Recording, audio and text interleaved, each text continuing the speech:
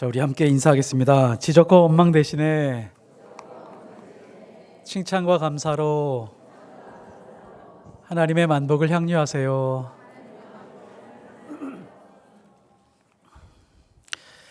자, 오늘은 안디옥의 기준으로 교회를 세우라 라는 제목으로 하나님 말씀 전하겠습니다. 성경에서 안디옥 교회를 설명합니다. 안디옥 교회를 설명할 때 건물로 설명하지 않습니다. 건물이 만일 중요했다면 아마 안디옥 교회의 교인들이 계속 늘어가면서 건축 헌금을 하고 그것을 축적해서 땅을 사고 아마 건물을 지었을 것입니다. 그것을 기록에 남겨놨었겠죠. 안디옥 교회는 예배가 가장 중요했지만 구약의 제사나 예배 형식을 전혀 따르지 않았습니다. 제사장이나 레위인들 그런 비슷한 부류의 역할도 부여하지 않았습니다. 능력 있는 사람, 유명한 사람, 사회적 지위가 있는 사람, 소위 귀인들도 의존하지 않았습니다. 보통은 교회가 개척이 될 때 본교회에서 파송을 하거나 혹은 사역자들 보내는 그런 일들이 있을 텐데 지금 예루살렘 교회에서 12제자 중에 한 사람도 오지 않았습니다.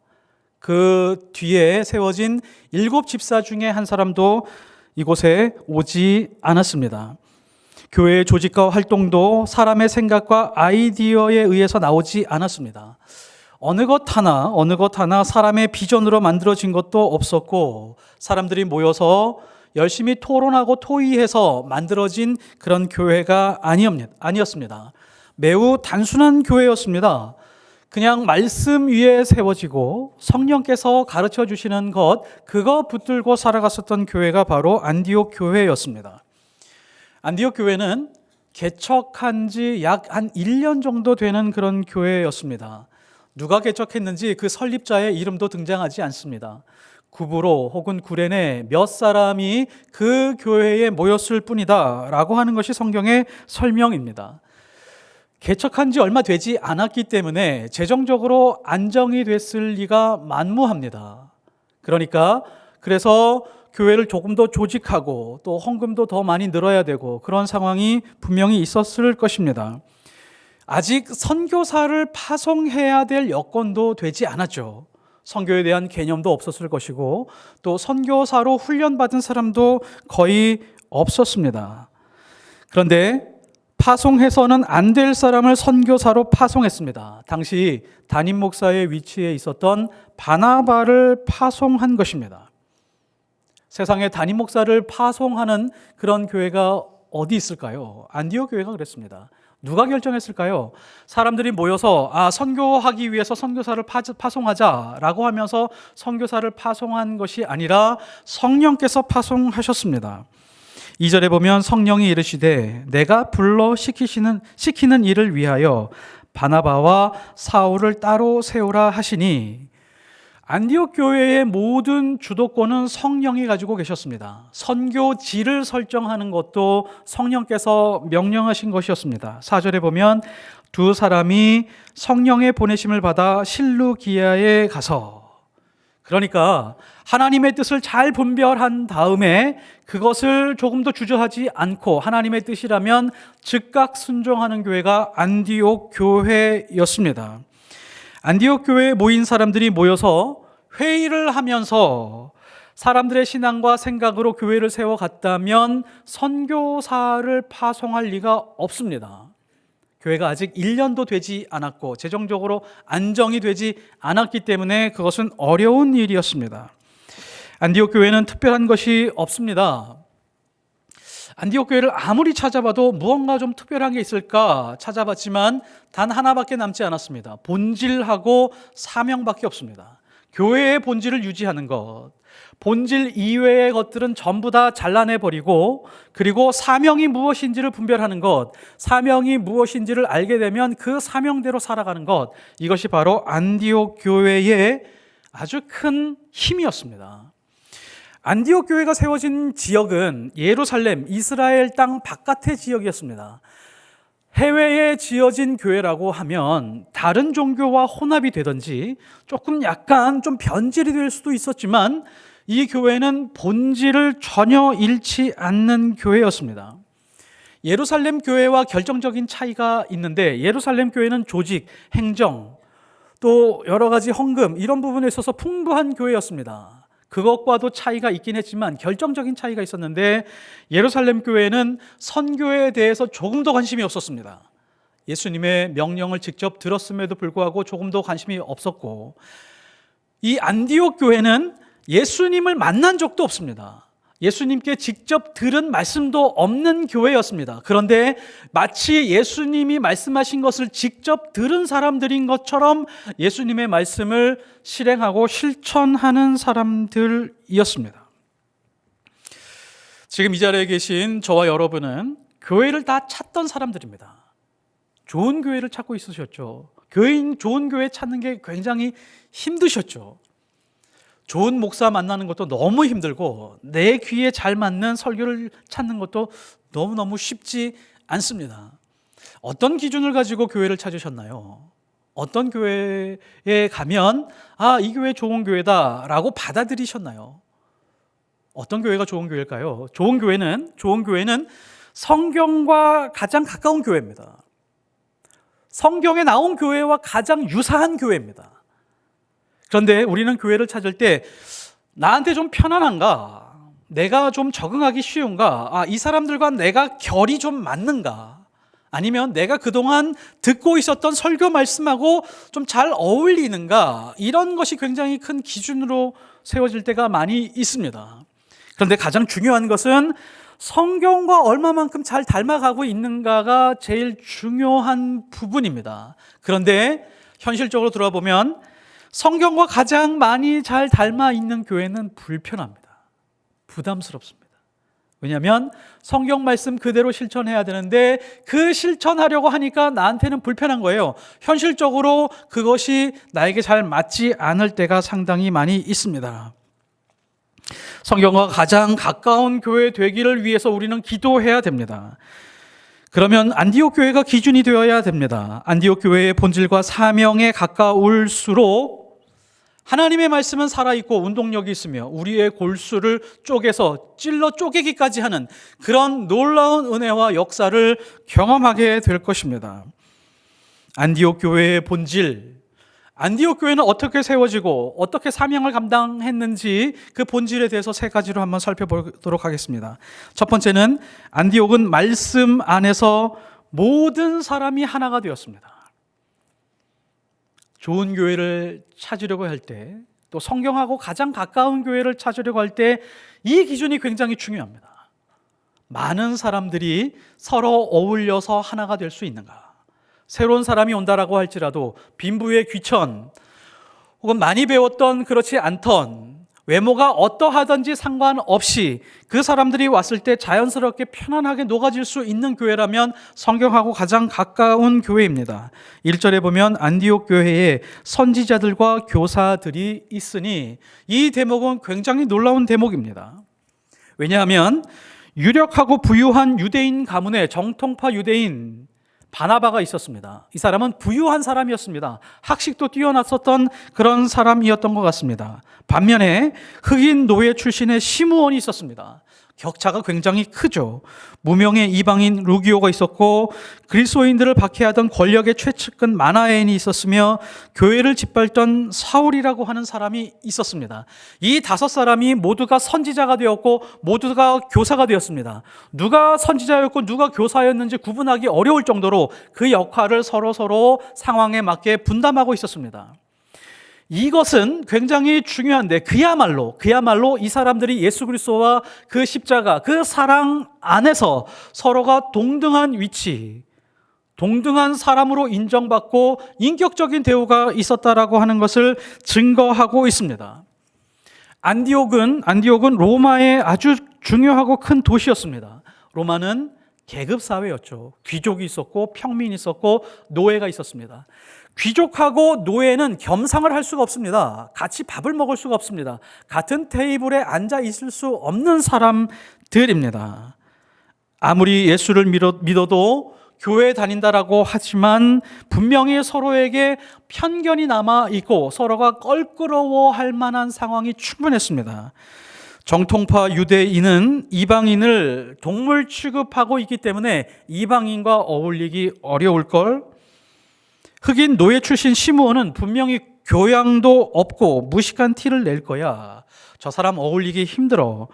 이방인 루기오, 이 사람은 분명히 이방 종교를 가지고 평생 살아온 사람이기 때문에 분명히 뭔가 혼합스러운, 뭔가 조금 이상한 그런 종교를 가지고 복음하고 어울려서 섞여서 그렇게 살아가게 될 거야. 권력의 최측근 헤롯의 끄나풀, 이 사람이 우리 교회 들어온 거 아니야? 교회를 짓밟던 사울이 회심했다고 하는데 그 포악한 성격이 어디 가겠어? 라고 하는 생각으로 서로가 대할 수 있습니다. 머리 검은 짐승은 거두는 게 아니야 라고 하면서 서로를 반목하고 서로 지적하고 비판할 수 있는 그런 상황이었습니다. 그런데 성경은 이 5사람이 어느 누구 하나 가리지 않고 전부 다 선지자가 되고 교사가 되었다라고 합니다. 이것을 우리 교회 말로 바꾸면 예수 안에서 상대방의 가치를 최대치로 알아볼 수 있었고 그 사람들이 가장 그답게 살아갈 수 있도록 도와주는 교회가 바로 안디옥 교회였던 것입니다.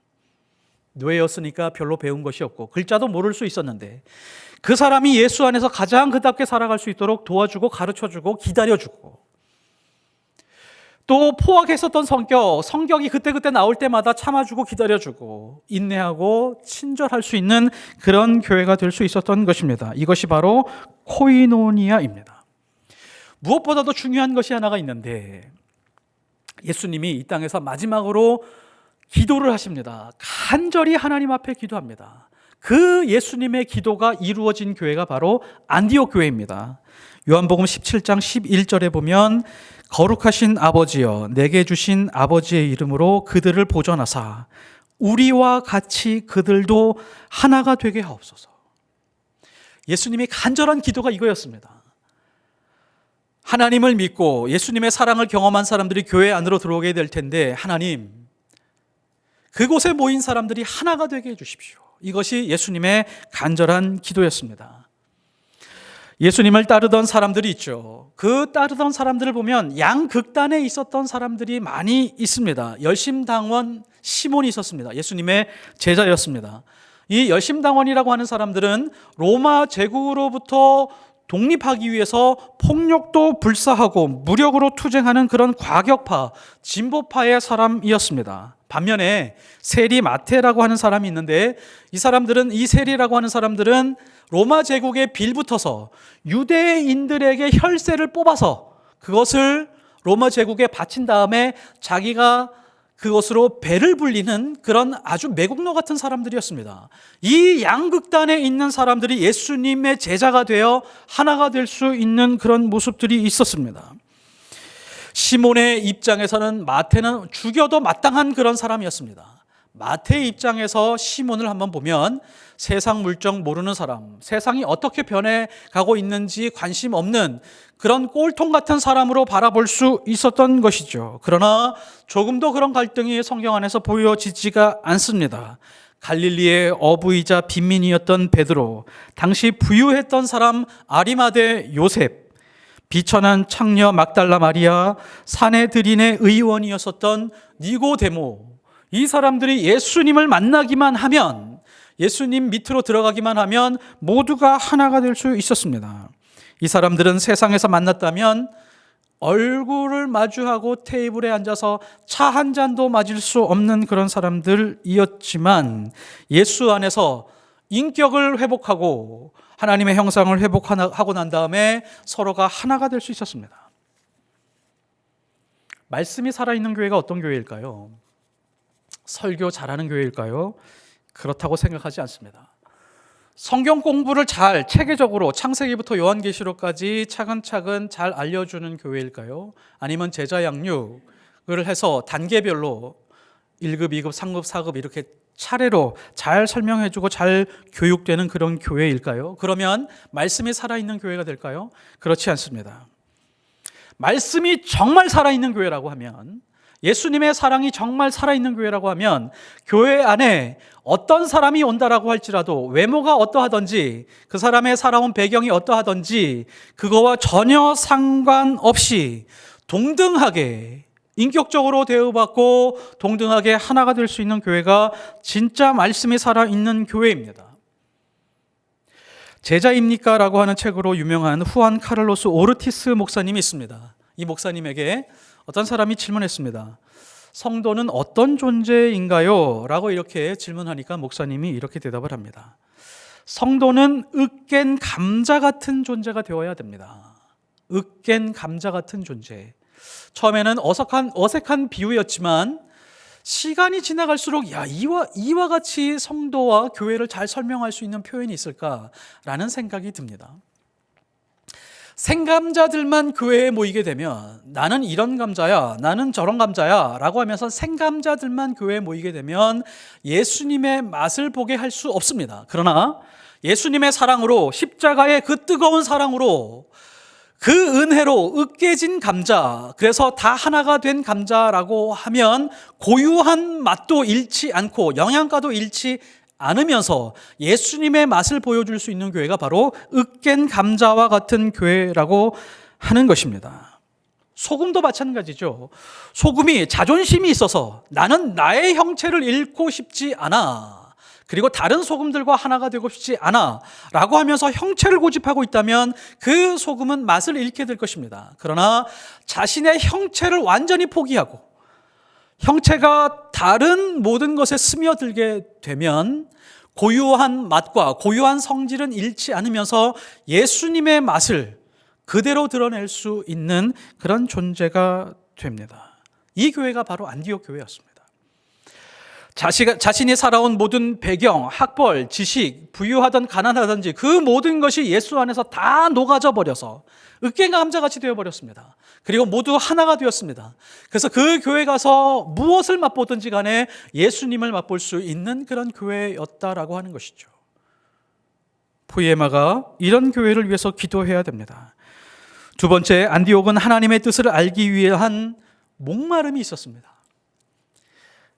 오늘 말씀 잘 읽어보면 어디에 목마름이 있을까라는 생각이 있겠지만 2절을 보시면 주를 섬겨 금식할 때에 성령이 이르시되 내가 불러 시키는 일을 위하여 바나바와 사울을 따로 세우라 하시니, 여기서 주를 섬겨 금식할 때에 이것이 바로 안디옥 교회의 목마름이었습니다.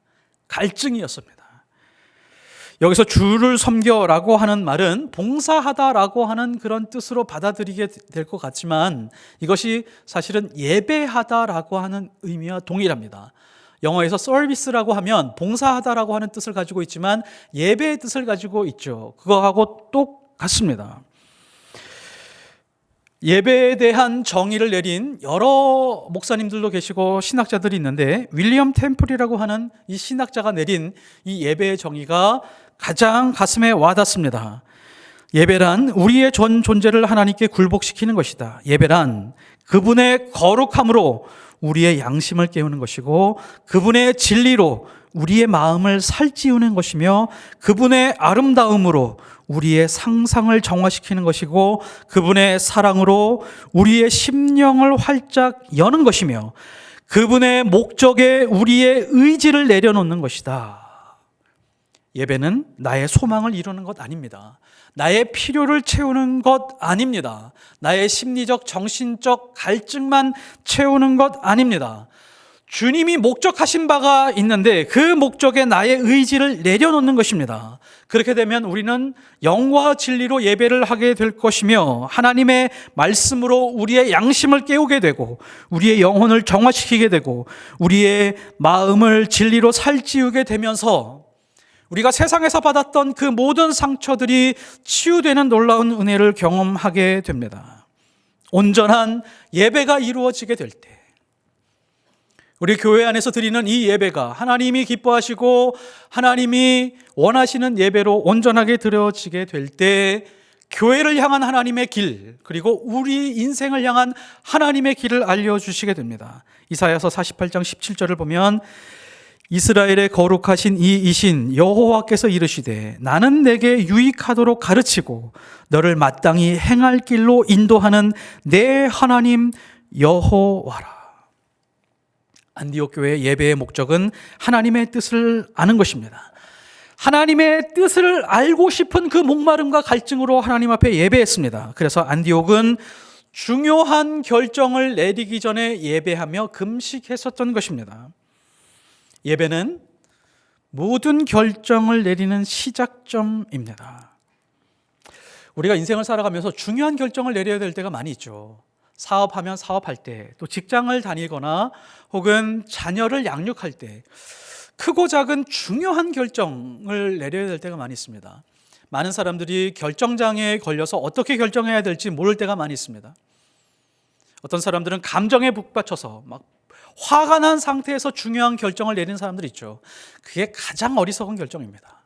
어떤 사람들은 침착하게 책을 보면서 주변에 유능한 사람들에게 조언을 구하면서 결정을 내리는 사람들이 있습니다. 책을 보거나 혹은 조언을 구하거나 혹은 요새는 챗GPT나 AI에게 질문하면 좋은 대답이 나와서 그것에 따라서 결정하는 사람들이 있습니다. 그리스도인들은 어떻게 결정해야 될까요? 그리스도인들의 결정하는 가장 기본적인 방식이 있습니다. 예배로부터 결정하는 겁니다. 예배 드리는 중에 예배를 드리면서 하나님의 뜻이 무엇입니까? 이 중요한 사안이 있는데 하나님이 원하시는 바가 무엇입니까? 주일 예배를 기준으로 하나님, 이 결정을 하기 전에 예배를 드린 다음에 하나님의 뜻을 알고 그 다음에 선택하겠습니다. 이것이 기본입니다. 일주일을 지내다가 일주일 동안 주일이 너무 멀리 있는 거예요. 그러면 수요일 날 끊습니다. 수요일에 예배를 드리면서 중요한 결정을 수요일로 미룹니다. 그리고 예배를 드리면서 하나님의 뜻을 알려주십시오. 목마름을 가지고 하나님 앞에 나아갑니다. 그러면 하나님께서 응답하시고 알려주실 것입니다. 수요일까지도 너무 길다라고 하면 중대한 결정이 필요할 때 우리는 새벽 예배를 드리면서 주변에 있는 교회를 찾아가서 하나님의 뜻을 알려주십시오. 결정을 내리기가 너무 어렵습니다. 라고 예배를 통해서 결정할 수 있어야 됩니다. 물론 예배 때마다 하나님께서 우리 귀에 당신의 음성을 구체적으로 들려주지 않습니다. A와 B가 있을 때 A를 선택해라. A가 나의 뜻이니라 이렇게 알려주지 않습니다. 예배를 드리고 나서도 여전히 혼란스러운 상황은 계속될 수는 있지만 시간이 지나고 나서 예배를 드리고 나서 선택한 것들은 실패가 없습니다. 예배 이후에 우리의 간절함과 목마름 때문에 성령께서 함께 동행하고 일하시기 때문입니다. 아마도 주를 섬기면서 하나님 앞에 은혜를 구할 때 뭔가 분명하게 딱 떨어지는 것이 없었던 것 같습니다. 그래서 안디옥 교인들은 예배만으로 부족한 것 같으니까 그 목마름을 위해서 금식했습니다. 금식이 뭐죠? 금식은 외부로부터 오는 힘을 차단하는 것입니다. 외부로부터 나에게 주는 그 힘을 차단하고 오히려 그 힘은 사라지더라도 하나님의 뜻을 구하기 위해서 내 자신을 완전히 비워두는 것, 이것이 바로 금식입니다. 그러니까 하나님의 뜻을 알기 위해서 불편함을 선택하는 것입니다.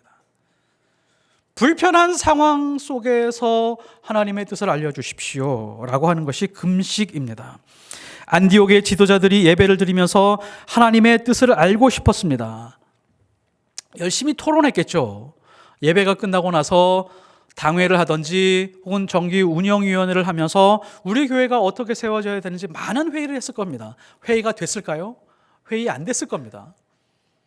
거기에 아주 학벌이 뛰어난 똑똑한 사울이라고 하는 자가 있었고 또 정통파 유대인, 구약 성경을 잘 알고 있는 유대인도 있었고 거기에 글자도 전혀 알지 못하는 노예도 있었으며 그리고 권력에 아주 부유한 배경을 가지고 있는 사람들 여럿이 있었는데 자기 생각을 가지고 계속해서 토론하면서 아마 토론이 되지 않았을 겁니다.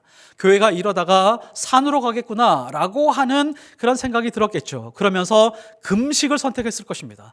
하나님, 사람의 생각으로 교회를 세워가는 것이 불가능하다는 것을 알았습니다. 저희가 음식을 끊으며 하나님 앞에 뜻을 구하오니 하나님 알려주시옵소서.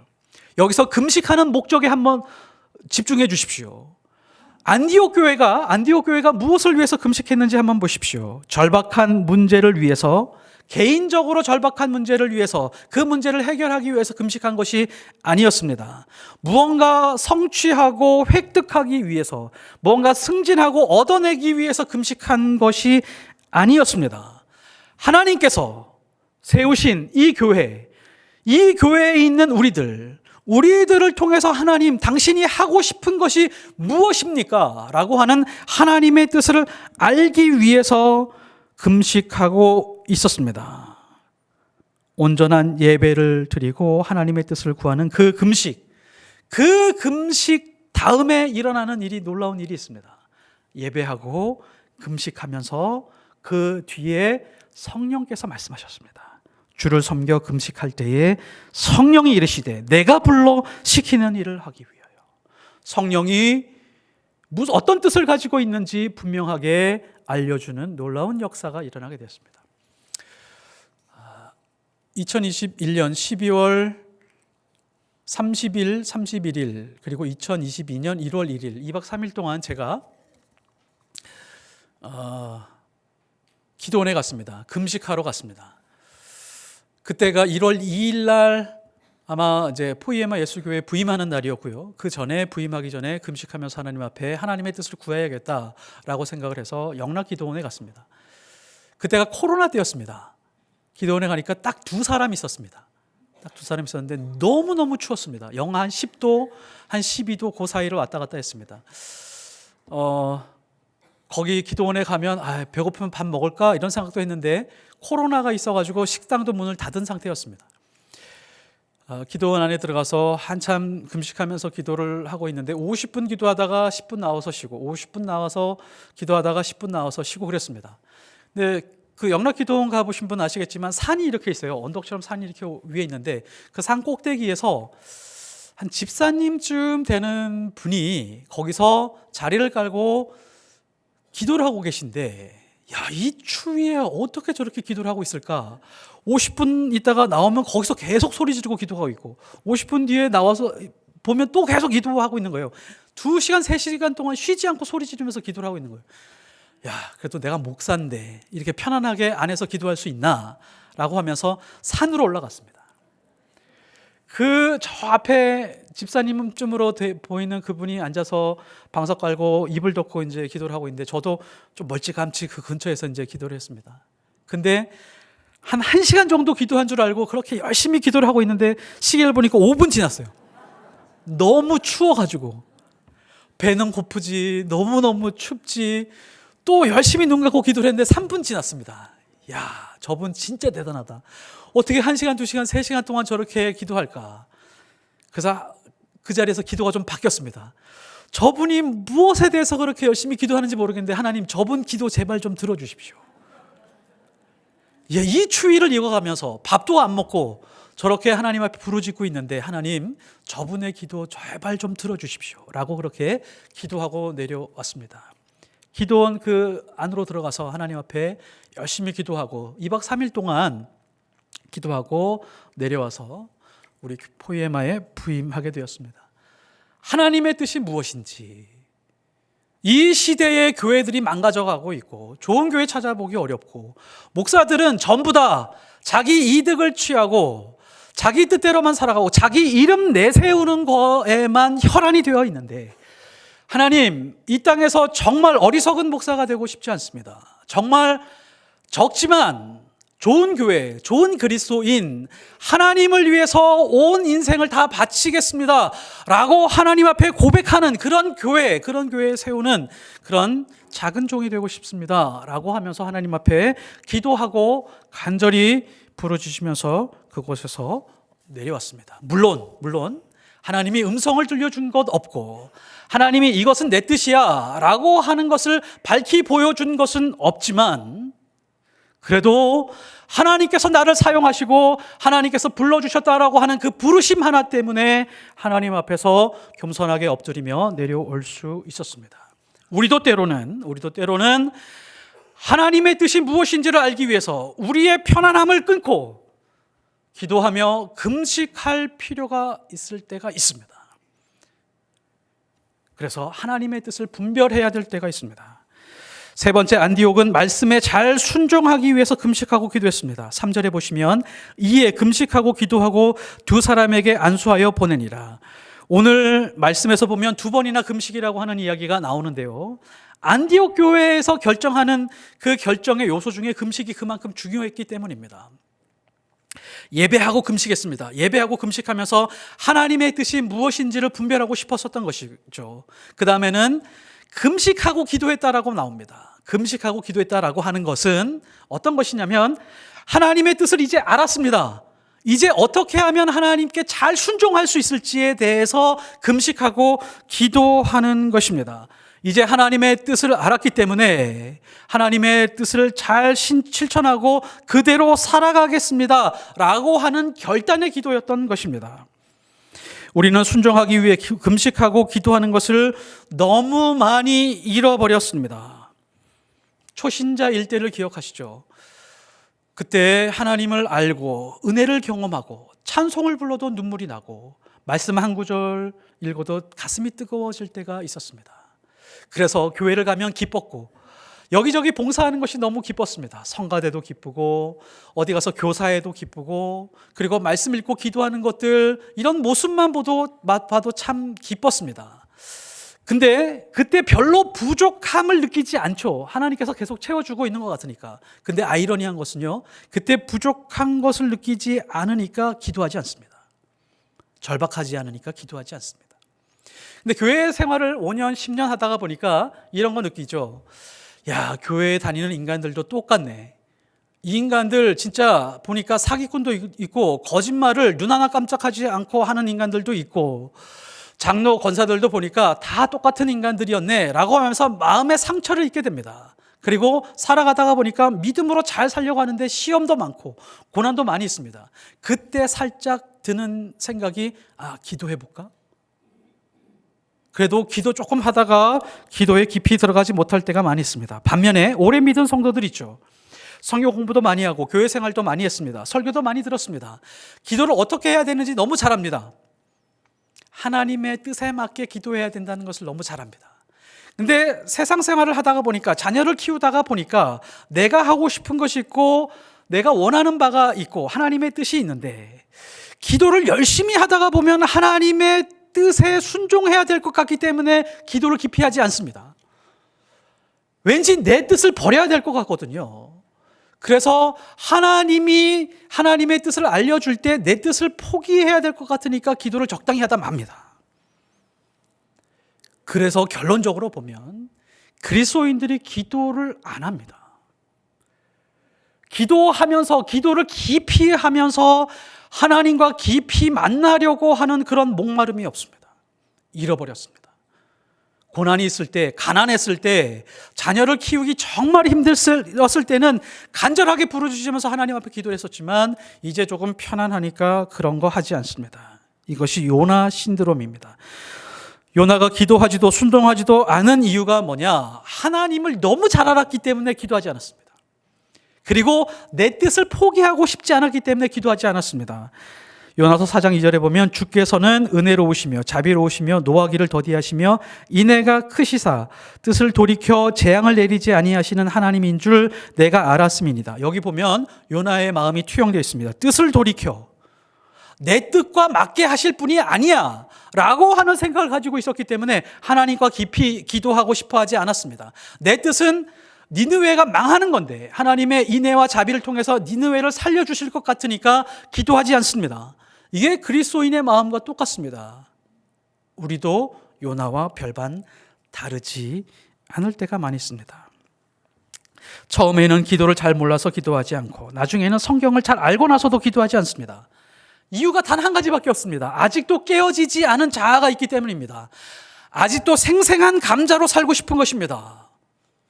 생생한 감자로 살아봐야 그저 감자와 같은 인생일 뿐인데 으깬 감자로 살아가게 되면 하나님이 충분히 사용하고 그 향기와 맛과 예수 그리스도를 보여줄 수 있는 그 상황이 무궁무진할 텐데 생감자로 살고 싶은 그런 깨어지지 않은 자아 때문에 그런 삶을 살아가고 있는 것입니다. 자기 뜻을 관철시키려는 목적으로 믿음을 활용하고 있기 때문입니다.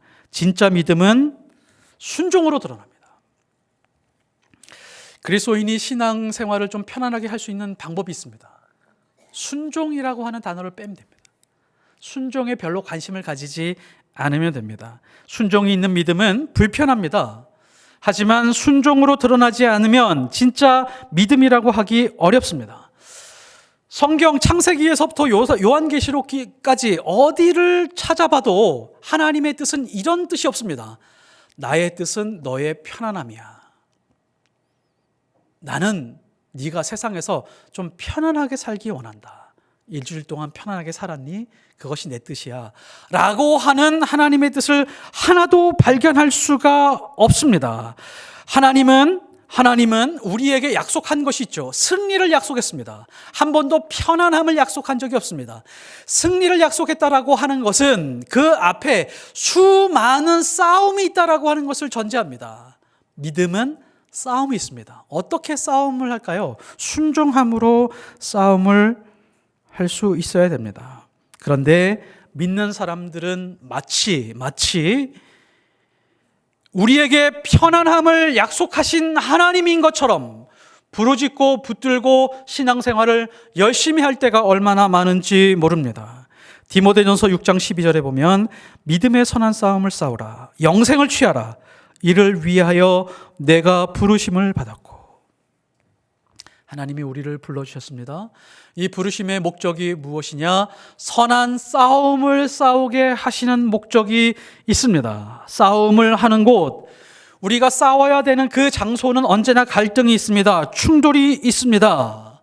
믿음을 부인하는 사람들이 많이 있는 곳입니다. 상처를 주는 곳이 있습니다. 그러나 그곳에서 으깬 감자처럼 녹아 들어가서 하나님의 뜻을 실현하는 것, 이것이 그리스도인의 삶입니다. 이러한 목적을 위해서 하나님은 의도적으로 그러한 곳으로 보내고 그러한 곳에 배치하시는 것입니다. 하나님의 뜻은 안전한 곳에서 발견되지 않습니다. 불편한 곳에서 하나님의 뜻이 더 잘 발견됩니다.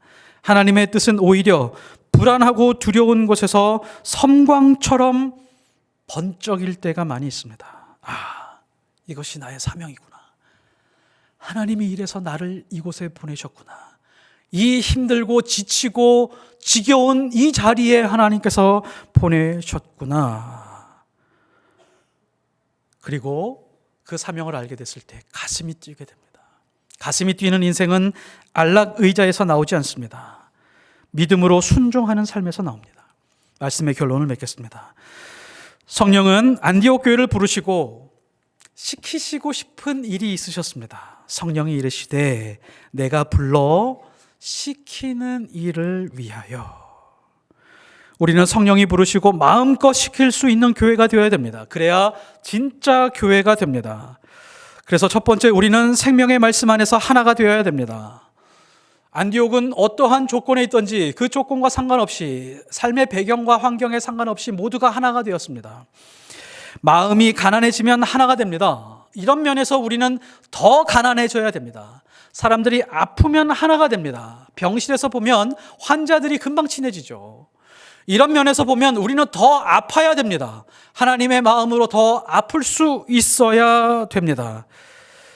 안디옥은 예수님의 기도가 이루어진 교회였습니다. 이런 아프고 힘겨운 사람들이 하나가 되어 하나님의 뜻을 실현했습니다. 둘째, 우리는 자아 실현이 아니라 하나님의 뜻을 알기 위해서 목말라 해야 됩니다. 예배 안에서 결정하고 그래도 안 되면 금식을 통해서 하나님의 뜻을 마음에 새겨야 됩니다. 세 번째, 말씀에 잘 순종하기 위해서 기도해야 됩니다. 신앙생활이 길어질수록 기도의 시간이 줄어들면 안 됩니다. 때로는 우리의 안락함과 편안한 그런 신앙생활을 깨기 위해서 금식하면서 하나님 앞에 기도할 필요가 있습니다. 나태하고 게으른 영혼을 깨워야 됩니다. 그래서 하나님이 당신의 마음을 부어서 가장 잘 쓸 수 있는 그런 하나님의 자녀들, 그런 하나님의 교회가 되어야 됩니다. 이런 안디옥의 기준으로 좋은 교회, 믿을 만한 그런 그리스도인들이 되시기를 예수 그리스도의 이름으로 축복합니다. 기도하겠습니다. 하나님 아버지, 수많은 교회들이, 하나님의 자녀들이 얼마나 하나님의 말씀과 멀어져 있는지 모릅니다. 하나님의 뜻을 분별하기 이전에 자기가 더 편안해지기를 원하는 그런 믿음으로 살아가고 있을 때가 얼마나 많은지 모릅니다. 하나님의 말씀을 따라갈 때 불편하고 부담스럽고 힘든 일이 많이 있지만 순종하며 가슴 뛰는 인생 살게 하여 주옵소서. 우리 교회가 그런 교회, 그런 믿음의 자녀들 되게 하옵소서. 예수 그리스도 이름으로 기도드렸사옵나이다. 아멘.